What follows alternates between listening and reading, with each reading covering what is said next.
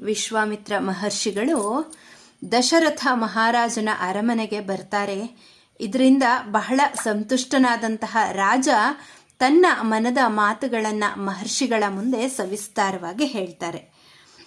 ಅದ್ಭುತವಾಗಿಯೂ ವಿಸ್ತಾರವಾಗಿಯೂ ಇದ್ದಂತಹ ರಾಜಾಧಿರಾಜನಾದ ದಶರಥನ ಮಾತುಗಳನ್ನು ಕೇಳಿ ರೋಮಾಂಚನಗೊಂಡಂತಹ ಮಹಾ ತೇಜಸ್ವಿಗಳಾದ ವಿಶ್ವಾಮಿತ್ರ ಮಹರ್ಷಿಗಳು ಹೇಳ್ತಾ ಇದ್ದಾರೆ, ಮಹಾರಾಜ, ನಿನ್ನ ಈ ಮಾತುಗಳು ಭೂಮಿಯಲ್ಲಿ ಮಹಾವಂಶದಲ್ಲಿ ಜನಿಸಿರುವ ಮತ್ತು ವಸಿಷ್ಠರ ನಿರ್ದೇಶದಂತೆ ಕಾರ್ಯ ಮಾಡುತ್ತಿರುವ ನಿನಗೆ ಅನುರೂಪವಾಗಿಯೇ ಇವೆ. ರಾಜಶ್ರೇಷ್ಠನೇ, ನನ್ನ ಮನಸ್ಸಿನಲ್ಲಿರುವ ಮತ್ತು ಈಗ ನಾನು ಹೇಳಲಿರುವ ಕಾರ್ಯವನ್ನು ನಿಶ್ಚಯವಾಗಿ ಮಾಡುತ್ತೇನೆಂದು ಸತ್ಯ ಪ್ರತಿಜ್ಞೆಯನ್ನು ಮಾಡುವವನಾಗು. ಪುರುಷರ್ಷಭನೇ, ನಾನು ಸಿದ್ಧಿಯನ್ನು ಪಡೆಯುವ ಸಲುವಾಗಿ ವ್ರತ ನಿಯಮದಿಂದ ಇದ್ದೇನೆ. ಈ ನನ್ನ ವ್ರತಾನುಷ್ಠಾನಕ್ಕೆ ಕಾಮರೂಪಿಗಳಾದಂತಹ ಇಬ್ಬರು ರಾಕ್ಷಸರು ವಿಘ್ನವನ್ನು ಉಂಟು ಮಾಡುತ್ತಾ ಇದ್ದಾರೆ. ನನ್ನ ವ್ರತಾನುಷ್ಠಾನವು ಪ್ರಾರಂಭವಾಗಿ ಅದು ಮುಗಿಯುವುದರೊಳಗಾಗಿ ಮಹಾಪರಾಕ್ರಮಿಗಳಾದ ಯುದ್ಧ ಪ್ರಕ್ರಿಯೆಯಲ್ಲಿ ಸುಶಿಕ್ಷಿತರಾದ ಸುಬಾಹು ಮಾರೀಚ ಎಂಬಂತಹ ಇಬ್ಬರು ರಾಕ್ಷಸರು ರಕ್ತ ಮಾಂಸಗಳನ್ನು ಸುರಿದು ಯಜ್ಞ ವೇದಿಕೆಗಳನ್ನು ಅಪವಿತ್ರಗೊಳಿಸಿಬಿಡುತ್ತಾರೆ. ಅದರಿಂದ ನನ್ನ ನಿಯಮ ನಿಶ್ಚಯಗಳೆಲ್ಲವೂ ರಾಕ್ಷಸರಿಂದ ವಿನಷ್ಟವಾಗಿ ನನ್ನ ಪ್ರಯತ್ನಗಳೆಲ್ಲವೂ ಶ್ರಮದಲ್ಲಿಯೇ ಪರ್ಯವಸಾನವನ್ನು ಹೊಂದಲು ನಿರುತ್ಸಾಹನಾದ ನಾನು ನನ್ನ ಆಶ್ರಮ ಪ್ರದೇಶದಿಂದ ಇಲ್ಲಿಗೆ ಬಂದಿದ್ದೇನೆ. ಮಹಾರಾಜ, ಆ ರಾಕ್ಷಸರನ್ನು ಶಪಿಸಕೂಡದೇಕೆ ಎಂದು ನೀನು ಕೇಳಬಹುದು. ನನಗೆ ಅವರ ಮೇಲೆ ಕೋಪಿಸಿಕೊಳ್ಳುವ ಬುದ್ಧಿಯೇ ಉಂಟಾಗುವುದಿಲ್ಲ. ಏಕೆಂದರೆ ನಾನು ಕೈಗೊಂಡಿರುವ ವ್ರತಾನುಷ್ಠಾನದ ಸಮಯದಲ್ಲಿ ಕೋಪ ಮಾಡಿಕೊಳ್ಳುವುದಾಗಲಿ ಶಾಪ ಕೊಡುವುದಾಗಲಿ ಯೋಗ್ಯವಲ್ಲ. ಹಾಗೆ ಮಾಡಿದರೆ ವ್ರತ ಭಂಗವಾಗುತ್ತದೆ. ಸ್ವಪುತ್ರಂ ರಾಜಶಾರ್ದೂಲ ರಾಮಂ ಸತ್ಯಪರಾಕ್ರಮಂ ಕಾಕಪಕ್ಷಧರಂ ಶೂರಂ ಜ್ಯೇಷ್ಠಂ ಮೇ ದಾತುಮರ್ಹಸಿ ಶಕ್ತೋ ಹೇಷಮಯ ಗುಪ್ತೋ ದಿವ್ಯೇನ ಸ್ವೇನ ತೇಜಸ ರಾಕ್ಷಸ ಏ ವಿಕರ್ತಾರಃ ತೇಷಾಮಪಿ ವಿನಾಶನೆ. ಮಹಾರಾಜ, ಸತ್ಯ ಪರಾಕ್ರಮಿಯಾದ ಕಾಕಪಕ್ಷಧರನಾದ ಮಹಾಶೂರನಾದ ನಿನ್ನ ಜ್ಯೇಷ್ಠ ಪುತ್ರನಾದ ರಾಮನನ್ನು ನನ್ನ ಸಹಾಯಕ್ಕೆ ಕಳುಹಿಸಿಕೊಡುವುದು ಸಾಧುವಾಗಿದೆ. ದಿವ್ಯವಾದ ತೇಜಸ್ಸಿನಿಂದ ಕೂಡಿರುವ ರಾಮನು ನನ್ನಿಂದಲೂ ರಕ್ಷಿಸಲ್ಪಟ್ಟವನಾಗಿ ಯಾರು ನನ್ನ ಯಜ್ಞಕ್ಕೆ ವಿಘ್ನವನ್ನು ಉಂಟು ಮಾಡಲು ಬರುವರೋ ಆ ರಾಕ್ಷಸರನ್ನೆಲ್ಲ ಸಂಪೂರ್ಣವಾಗಿ ವಿನಾಶ ಮಾಡಲು ಆತ ಸಮರ್ಥನಾಗಿದ್ದಾನೆ. ಶ್ರೇಯಶ್ಚಾಸ್ಮೈ ಪ್ರದಾಸ್ಯಾಮಿ ಬಹುರೂಪಂ ನ ಸಂಶಯಃ ತ್ರಯಾಣಾಮಪಿ ಲೋಕಾನಾಂ ಏನ ಖ್ಯಾತಿಂ ಗಮಿಷ್ಯತಿ. ಮಹಾರಾಜ, ರಾಮಚಂದ್ರನಿಗೆ ಬಹುವಿಧವಾದಂತಹ ಶ್ರೇಯಸ್ಸು ಅಥವಾ ಕೀರ್ತಿಯು ಲಭಿಸುವಂತೆ ಮಾಡುತ್ತೇನೆ. ಇವನ ಈ ಶ್ರೇಯಸ್ಸು 3 ಲೋಕಗಳಲ್ಲಿಯೂ ಖ್ಯಾತಿ ಹೊಂದುತ್ತದೆ. ರಾಕ್ಷಸರಾದ ಆ ಇಬ್ಬರು ಸುಬಾಹು ಮಾರೀಚರು ರಾಮನ ಎದುರಾಗಿ ನಿಂತು ಯುದ್ಧ ಮಾಡಲು ಖಂಡಿತವಾಗಿಯೂ ಸಮರ್ಥರಲ್ಲ. ರಾಮನ ಹೊರತಾಗಿ ಬೇರಾರಿಗೂ ಅವರನ್ನು ಕೊಲ್ಲುವ ಸಾಮರ್ಥ್ಯ ಕೂಡ ಇಲ್ಲ. ವೀರ್ಯದಿಂದ ಮದಿಸಿದ ಆ ರಾಕ್ಷಸರು ಅನೇಕ ಪಾಪ ಕಾರ್ಯಗಳನ್ನು ಮಾಡಿ ಮಹಾಪಾಪಿಷ್ಠರಾಗಿದ್ದಾರೆ. ಈ ಕಾರಣದಿಂದಲೇ ಯಮಪಾಶವಶರಾಗಿರುವ ಅವರು ಶ್ರೀರಾಮನ ಎದುರಿಗಾಗಿ ನಿಂತು ಯುದ್ಧ ಮಾಡಲು ಜಯಗಳಿಸಲು ಸಮರ್ಥರಾಗುವುದಿಲ್ಲ.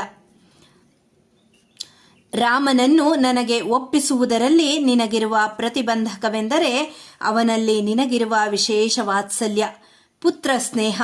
ಈ ಕಾರಣದಿಂದಲೇ ನಿನಗೆ ರಾಮನ ಪರಾಕ್ರಮದ ವಿಷಯದಲ್ಲಿ ಸಂಶಯ ಹುಟ್ಟಿ ಇಬ್ಬರು ರಾಕ್ಷಸರನ್ನು ಬಾಲಕನಾದ ಇವನು ಕೊಲ್ಲಬಲ್ಲನೆ ಎಂಬಂತಹ ಭ್ರಾಂತಿಯೂ ಉಂಟಾಗಬಹುದು.